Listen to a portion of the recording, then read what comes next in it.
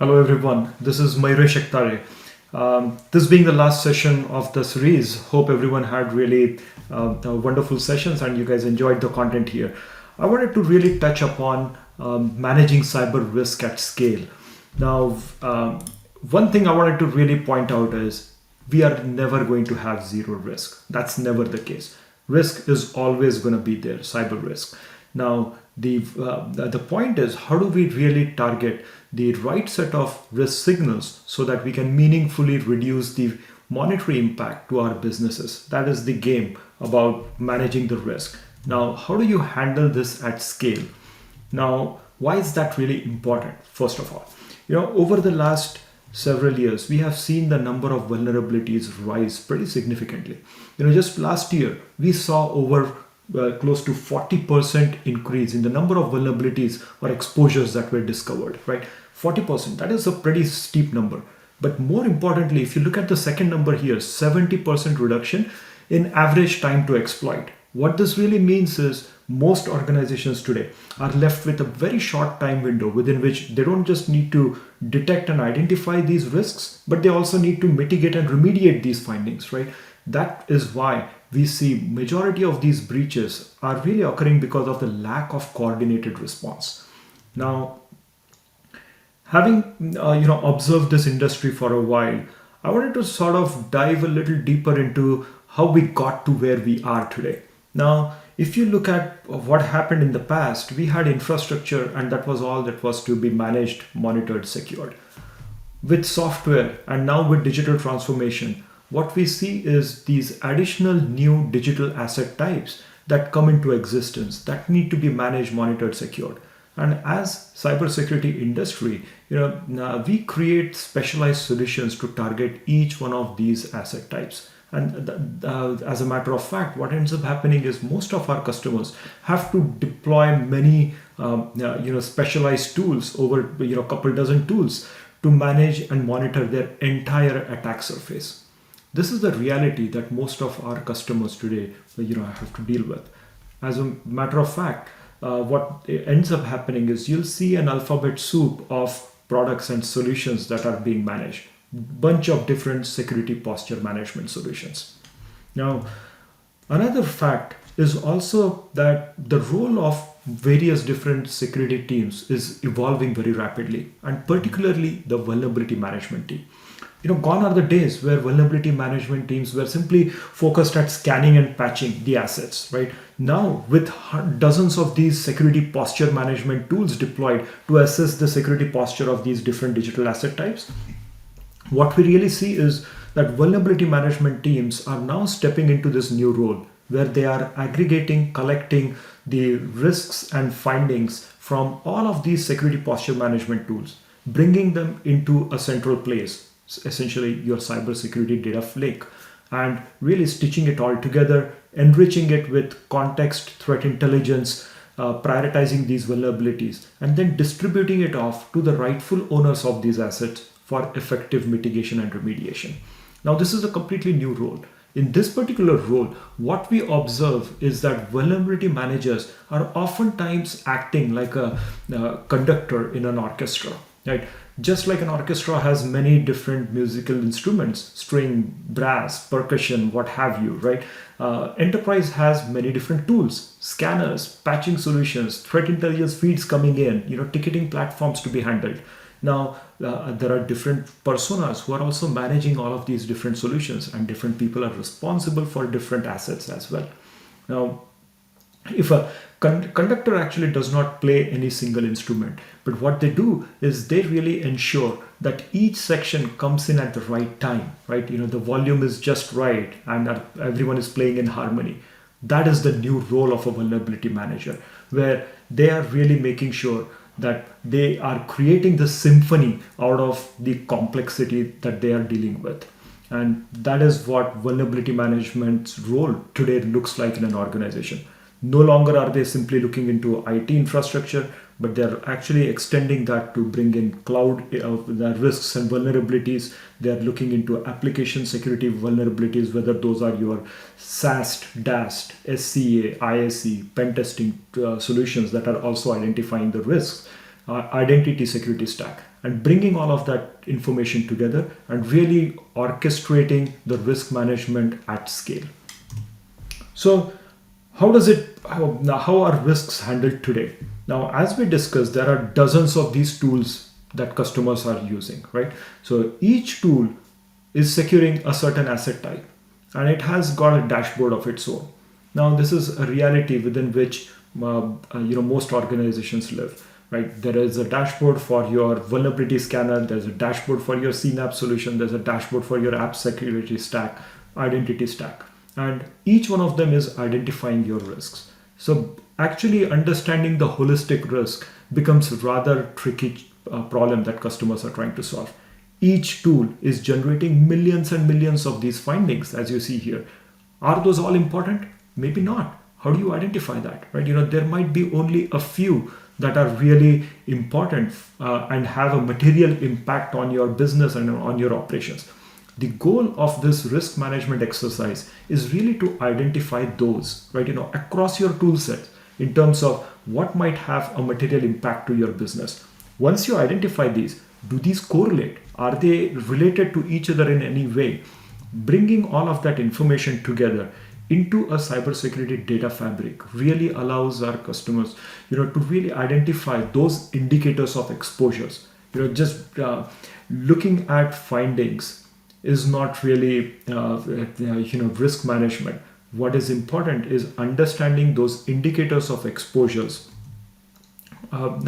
In being able to identify what is the most important the risk signals that your limited resources should be pointed towards addressing.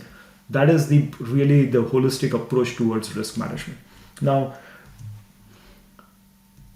what is really necessary is a coordinated response to the risk signals. As we saw earlier, right? There is the 40% increase year over year on vulnerabilities, 70% reduction in time to exploit.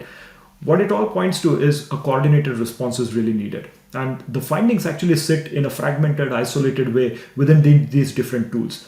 A concept of a risk operation center really allows to bring all of these findings together, stitch them all together, enrich it with threat intelligence, contextualize it with the business needs so that you can understand what are the crown jewels, and if there are any findings, risks associated with assets in my that are marked as crown jewels, I need to really prioritize the remediation on that. All of this really needs to happen in a single platform, and that concept is really a risk operations center. We are familiar with bringing data together in cybersecurity industry. Typically, every cybersecurity program has a SOC, a security operations center. What gets aggregated in a SOC is really the logs, the events that have already occurred in the organization. This is really important, program to have, which is mostly focused on post-attack threat detection, correlation, incident response. The whole idea here is understanding the root cause of an attack so that we can really analyze the indicators of compromise and create and formulate a really well thought out incident response plan. These are essential components of any cybersecurity program. But if you think of how we manage risk, that is indeed managed in a very fragmented way, as we saw earlier. Now, the concept of a risk operation center allows for similarly aggregating all the risk findings. These are vulnerabilities, misconfigurations, or violations, policy violations that are yet to be exploited. They are yet to have an impact on your organization. The whole idea here is, can I identify those critical signals and really create a well-orchestrated response, just like I do in SOC by identifying those indicators of compromise? Can I do that similar strategy in a ROC? These are being, the risk signals, not the events or alerts that have already occurred, but these are the signals that are yet to be exploited, risks that are yet to be exploited. And stitching it all of that together and truly understanding those indicators of exposure so that we can create a similarly well-formulated risk response strategy. Now, let's talk about scale a little bit. What does a ROC really involve? A risk operation center really allows for having that single pane of glass to understand the risk across your organization. It doesn't matter where it stems from, what type of asset the risk applies to. As long as you have a solution that is actually assessing the security posture of those assets, there is a possibility for us to really bring that information into a central place so that you can manage the complete inventory of your assets across your organization. Overlay that with the risk signals that are associated with those assets. Apply the threat intelligence to understand the threat landscape and really identify, are any of these findings, vulnerabilities, misconfigurations being actively exploited by a threat actor, right? Are these threat actors active in the industry you belong to, right? Were they active recently? Are they really active in the geographic region that you belong to? Taking these considerations really allows you to sort of narrow down on the millions of findings that oftentimes most of our customers have to deal with, to thousands, right? Furthermore, taking a filter of your business context allows you to really identify the crown jewels and focus on those before you actually start worrying about all those million signals that are coming your way. This really goes into the prioritization and then automating all of these risk flows for automation to drive the remediation through automation. And finally, generating the executive reporting that can actually communicate these risks to the leadership. Now, in this entire process, if you think of on the left side, there is detection happening. How do you identify what assets you have? How do you identify those risk signals? These are the detection technologies. And on the right side, you're looking at remediation, right? Fixing the misconfiguration, patching the vulnerabilities. Now, the gap in risk management today to make risk management work at scale is that detection today happens at machine speed, but the remediation happens at human scale. This is the key challenge in any risk management program today. We talked about multiple different security posture management tools. These are almost like point and shoot weapons. You take a solution, you point it at an asset, and out comes the list of vulnerabilities. Happens at machine speed, right? Millions and millions of vulnerabilities are thrown into a spreadsheet, in a document, in a platform. And how do you really take that and really translate that into a meaningful remediation exercise or an activity? This gap is what really needs to be addressed for us to manage cyber risk at scale. And this is pretty evident from the data that we observe across the industry. Today, you'll be surprised and really shocked that 20% of critical Patch Tuesday vulnerabilities are still open.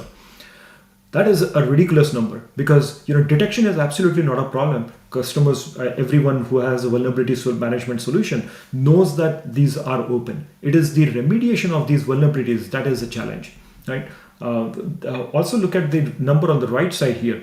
It only takes 5 days to exploit an external facing asset. Only 5 days. And yet across different verticals, we see MTTRs to be 64 days, 93 days, 100 plus days, right?